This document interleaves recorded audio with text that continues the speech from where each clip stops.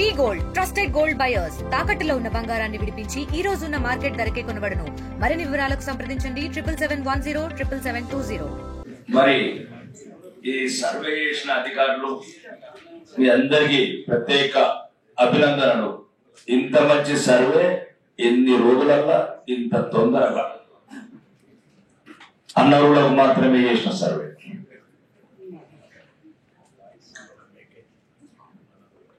డెబ్బై 75 సంవత్సరాలకి చేసి సర్వేలు ఈ రోజు ఉదయమే తండోపతండాలు వేలాది మంది. మీరు ఏదైతే చిన్న ఉదాహరణ చెప్తాను మంత్రి గారు, అన్ని రాజకీయాలు అనుకోకండి. రేషన్ కార్డ్స్ మా ఆర్మూరులో 18,426 ప్రజాపాలనల అప్లై చేశారు. ఈ రీసెంట్ కులగణనలో 6,447 మాత్రమే తీసుకొని, అది ప్రత్యేకంగా ఎవరైతే అర్హులు గారో, ఎవరైతే జెండాలు వేసుకుంటారో. మీరు అంటున్నారు ఇప్పుడు సోదరుడు ప్రశాంత్ రెడ్డి అన్నారు గ్రామ సభలలో అవకాశం ఉంది. ఉదయం వచ్చారు అన్న, ఫర్ ఎగ్జాంపుల్ ఒక 2 సార్లు సర్పంచ్ చేసిన నాయకుడు, ఒకసారి జడ్పీటీ చేసిన నాయకుడికి వాళ్ళ ఇంటికి 4 ఇచ్చారు. నేను అన్నాను గ్రామ సభలలో ప్రభుత్వం మీకు వివరించింది, కలెక్టర్ గారు మీరు కూడా వినాలి పాలగారు, ఎందుకంటే మంత్రి గారు అయిపోతారు మీరే మా బతుకు అంటే అందరు బాగానే మాట్లాడతారు, ఈ గీతాలు మాట్లాడితే ఇబ్బంది పడతారు. ఇప్పుడు ఏమవుతుందంటే మీరు అన్నారు కరెక్టే, పవర్ ఉన్నది, గ్రామ సభలపై వ్యతిరేకించవచ్చు, ఫలానా వారికి ఉంది ఇవ్వద్దని. కానీ ఇంకా అంత ధైర్యం రాలేదన్న పన్నెండల్లా. ఆ ధైర్యం కూడా ఇవ్వలేదు మీకు రాజకీయ వ్యవస్థ. ఒక భయం, అక్రమ కేసుల భయం, అహంకారం, అధికారం, ఇవన్నీ మనిషిని భయపెడుతున్నాయి. మీ అధికారులకు కూడా చెప్తున్నాను, మీరు చెప్పాలి అధికారులు. ఒకవేళ ఇవ్వాలనుకుంటే రేషన్ కార్డ్స్ సుమారు ఫస్ట్ అర్హులకు ఇవ్వండి.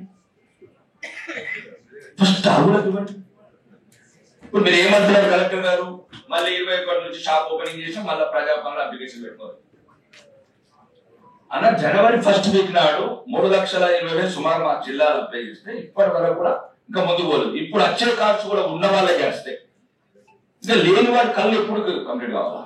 పెట్టుబడి సాయం మళ్ళీ రీసెంట్ మీ అధికారులు మీరు గౌరవనీయ మంత్రి వారు ఏమంటారంటే సాగుకు యోగ్యమైన భూముల గురించి ఇవ్వండి, పర్వాలేదు మీరు ఎవరికైనా ఇవ్వండి, కానీ రైట్ అంటే పెట్టుబడి సాయం పాలన తీసేయండి. ఇప్పుడు వ్యవసాయం చేసేటప్పుడు వాటి యూరియా కావాలా, కలుపు కావాలా, లేకపోతే ఎరువు కావాలా, పెట్టుబడి సాయం కింద ఒక మంచి ఆలోచన చేసే స్కీమ్ ఇది. కానీ వ్యవసాయం చేయని వాడికి ఇంతకుముందు మీరు అసెంబ్లీలో మాట్లాడినప్పుడేమో అన్ని రకాలుగా మాట్లాడారు, మళ్ళా ఇప్పుడు బయట చేయమంటున్నారు. వ్యవసాయంతో పాటు అంటే పంట లేనితో పాటు సాగు యోగ్యమైతే కాదు, ప్రభుత్వం అంటే ఏంటి వ్యవసాయం? ఒక నిమిషం ఆగండి. నువ్వు కొద్దిగా కేర్లెస్ మర్చిపోదు సాగు యోగ్యమైనది ప్రభుత్వం అనేది లేదు. పెట్టుబడి సాయం కాదు, ఏ పెట్టుబడి ఇవ్వమని చెప్పండి.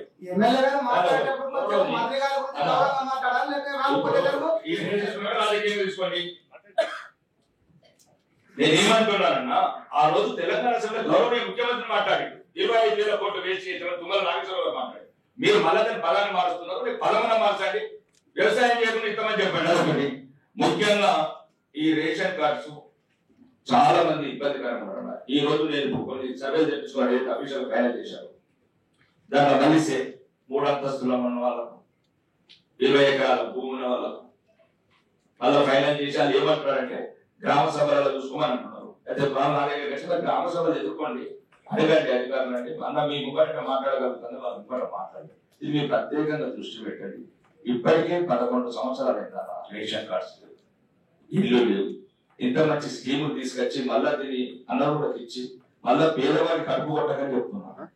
ముఖ్యంగా ఇందిరమ్మ ఇల్లు అన్నా, ఇందిరమ్మ ఇల్లు ఒక చిన్న క్లారిఫికేషన్ ఇవ్వాలన్న ఆర్పోతే. ఈ 11 సంవత్సరాలలో ఒక ఇల్లు కూడా రాలేదన్న మాకు, డబుల్ బెడ్రూమ్లు కానీ ఇంకేం. కొన్ని నియోజకవర్గాల వాళ్ళు అదృష్టవంతులను అంటే ఉదాహరణకు అంటే వాళ్ళ అదృష్టాన్ని లేవట్లేదు, కానీ మార్క్స్ వాడుతున్నారు. ముఖ్యంగా ఒక 5,000 ఇల్లు కట్టించుకున్నారన్న అక్కడ ఉన్న గౌరవ శాసనసభ్యులు కావచ్చు, గౌరవనీయ పోచారం 5,000 ఇల్లు, 10,000 ఇల్లు, 10,000 ఇల్లు. మాకు 10 ఇల్లు కూడా కట్టించుకోవాలి. మా బాధ ఏంటంటే ఇప్పుడు 3,500 అందరికి ఇస్తున్నారు, ఆ రోజు తెలంగాణ అసెంబ్లీ కూడా చెప్పారన్న 3 సార్లు అనంతరం 4వ సారి మాత్రమే పల్లెం పెడుతున్నారండి. ఒక నిమిషం, మాకు ఈ 3,500తో పాటు ఇంకొక 3,500 గత 10 సంవత్సరాలు ఏదైతే మేము లాస్ అయినామో, ఏదైతే న్యాయం పొందలేకపోయినామో, ఏదైతే వాటాలు పొందలేకపోయినామో పేదవాళ్ళకు అదొకటి ఆలోచించండి. మరి ముఖ్యంగా గౌరవనీయ ముఖ్యమంత్రి గారి దగ్గర 45,000 కోట్ల ఎక్సెస్ ఉన్నదని చెప్తున్నారు. దాంట్లో ఒక 3,500 ఒకసారి వీలైతే రాసుకోండి అన్న, మనం మర్చిపోతారు. మరి రేషన్ కార్డ్స్, పేదలకు ఇల్లు, ఇక మిగతా సోదరుడు చెప్పాడు ఒకరికి ఇవ్వండి అన్న.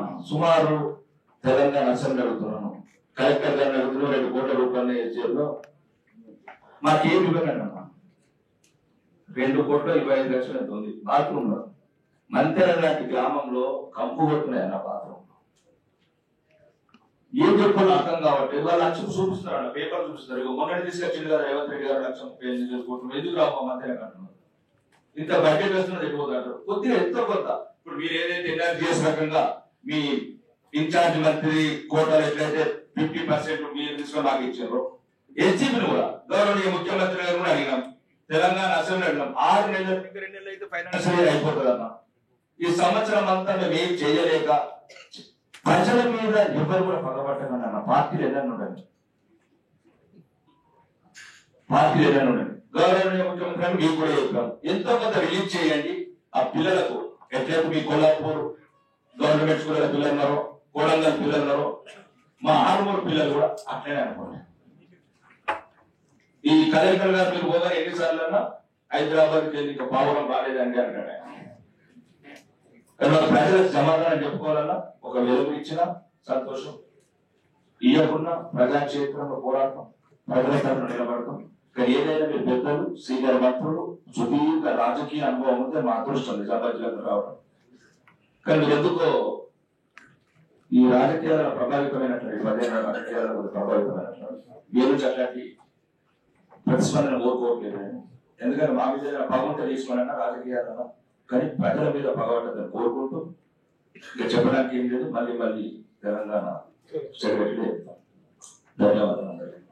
ఇన్ఛార్జ్ మంత్రి గత 11 సంవత్సరాల నుండి పేదలు, ఇల్లు లేని పేదలు, గత 10 సంవత్సరాల బీఆర్ఎస్ పరిపాలనలో డబుల్ బెడ్రూమ్ అని చెప్పి ఒకటంటే ఒకటి కూడా అర్బన్ నియోజకవర్గానికి రాలేదన్నారు.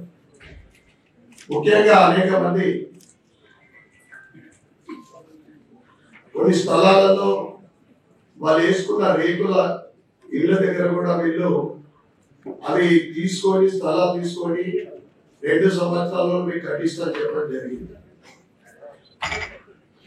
ముఖ్యంగా నాగారం ప్రాంతంలో 400 ఇళ్ళు కట్టి 4 సంవత్సరాలు అయింది. అవి శిథిలావస్థలకు చేరిన తర్వాత ఒకసారి రిపేరింగ్ అయినాయి. మళ్ళీ ఇప్పుడు గత దసరా కన్నా ముందు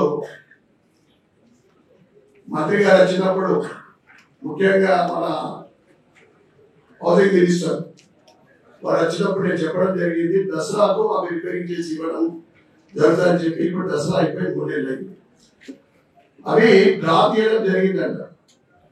ఏ నామ్స్ ప్రకారం ఏదైతే ఎస్సీ ఎస్టీలకు, బీసీలకు, మైనార్టీలకు ఏ విధంగా నామ్స్ ప్రకారం డ్రాప్ చేయకుండా ప్రజాప్రతినిధుల సీరియస్నెస్ ని ప్రజల కోసం ఏ పని అయితే చేయాలో దాని మీద కాన్సన్ట్రేట్ చేయాల్సినటువంటి అధికారులు మనం మాట్లాడే మాటలకు నవ్వే పరిస్థితికి వస్తున్నదని నా అభిప్రాయం. అట్లానే అధికారులు పనిచేయట్లేదని కాదు, నేను అధికారులకు ఎంత గౌరవిస్తానని కామారెడ్డి జిల్లా అధికారులందరికీ, నేను ఉమ్మడి నిజామాబాద్ జిల్లా పరిషత్ చైర్మన్ ఉన్నప్పుడు కూడా ఉన్న అధికారులందరికీ తెలుసు.